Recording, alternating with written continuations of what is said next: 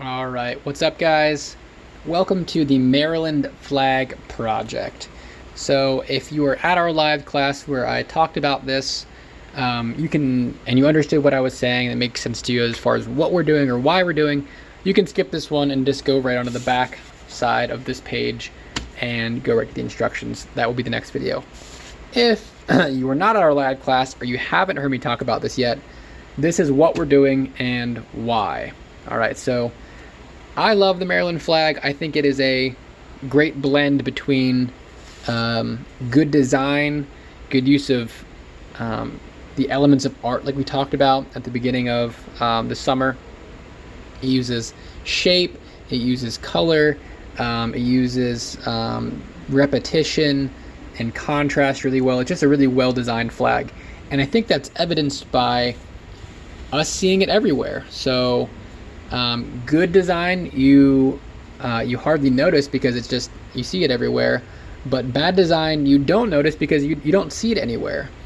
So when things are poorly designed, they just don't show up on flagpoles or get used by companies like Under Armour or end up on your socks or whatever, right? Like nobody has ever seen the Pennsylvania state flag on a pair of socks because it would look terrible. But you've probably seen the Maryland flag on a bumper sticker or on a crab or on a cornhole board or something like that.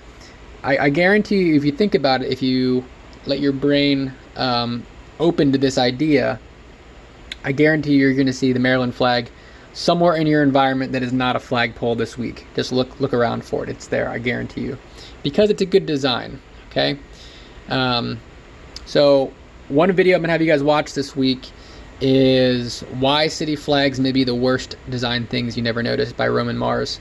And in his talk, Roman talks about how, like I said, bad flags aren't flown or printed because they're terrible. They're awful flags. Only truly iconic and well-executed designs get noticed, like this here flag. So you've probably seen it around your environment somewhere because it's a perfect blend of simple design and elegant imagery that makes it memorable, recognizable, and remixable. And those are the things that hopefully we can take a lesson from with this flag and figure out how in this class, when we design something or make something, how we can incorporate good design into the things that we do. But first you have to study things before you can take cues from that in your own design, in your own creations. You have to learn how to follow the rules before you can break them, as I've heard it said. So why are we doing this? We're doing this so we can be better designers, be more in tune with what makes things look good, and from there we can incorporate that into the things that we do on our own. So this is going to be a project where you're going to be able to make your own flag using wood. That will be the resulting project. If we do everything well, you'll have your own flag made out of wood that you can share in your house or put in your window or do whatever you want to, give it as a gift.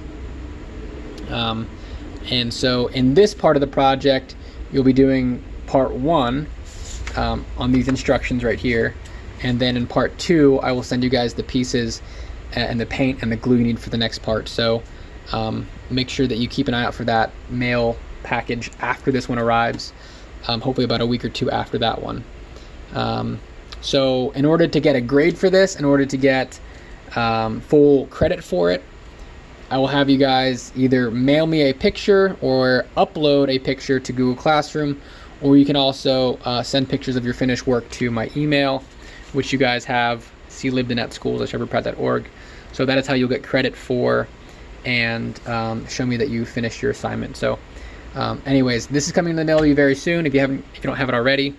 But I just wanted you guys to just basically understand what we were doing and why. I think if we don't have the why behind what we're doing, we're gonna be less likely to want to do it or be less excited about doing it, and sort of just do it, blindly. But the thing I'm gonna have you guys do is also watch this video.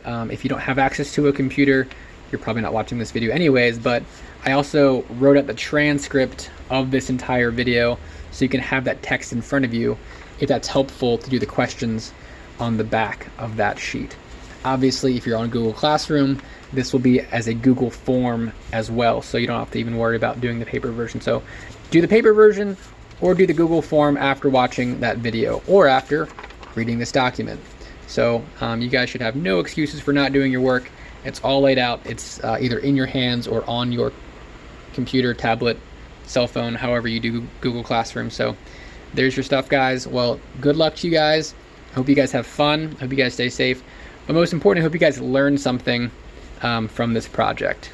I'll talk to you guys soon.